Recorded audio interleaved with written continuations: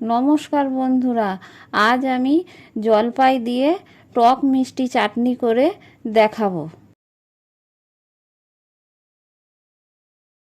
জলপাইয়ের চাটনি করার জন্য আমি এখানে 5-6টা জলপাই নিয়ে খুব ভালো করে ধুয়ে জলপাইটা সেদ্ধ করার জন্য প্রেসারে দিয়ে দিয়েছি। দিয়ে লবণ দিয়ে 4টে সিটি মেরে সেদ্ধ করে নিয়েছি।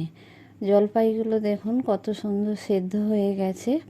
এবার জল থেকে নামিয়ে নিয়েছি জলপাইগুলো।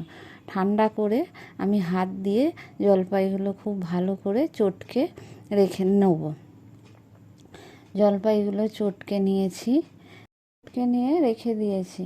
এবার কড়াইয়ে সামান্য তেল দিয়েছি। চাটনি করার জন্য খুব বেশি তেল লাগে না। আর একটা শুকনো লঙ্কা দিয়ে দিলাম। ফোড়নে সামান্য একটু 5 ফোড়ন দিয়ে দিয়েছি। খুব ভালো করে ফোড়নটা ভেজে নিয়েছি। নিয়ে সেদ্ধ করা জলপাইটা দিয়ে দিয়েছি ফোড়নের মধ্যে। দিয়ে বেশ কিছুক্ষণ নেড়ে চেড়ে নিয়েছি। নিয়ে সামান্য স্বাদ মতো লবণ দিয়ে দিলাম, রঙের জন্য হলুদ দিয়ে দিলাম। দিয়ে এবার আমি স্বাদ মতো মিষ্টি দিয়ে দেবো। 100 গ্রাম মতো চিনি দিয়েছি এখানে আমি। এটা যে যেমন মিষ্টি পছন্দ করে সে তেমন দিতে পারে। আমি এখানে 100 গ্রাম চিনি দিয়ে দিয়েছি। চাটনিটায় আমি আর একটুকু জল দেব না। চিনি দিয়েছি বলে দেখুন কেমন গলে এমনি জল জল মতো হয়ে গেছে।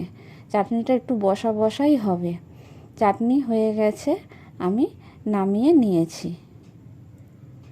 দেখুন কেমন দেখতে হয়েছে, একদম এরকমই হবে বন্ধুরা চাটনিটা, বসা বসা দেখতে।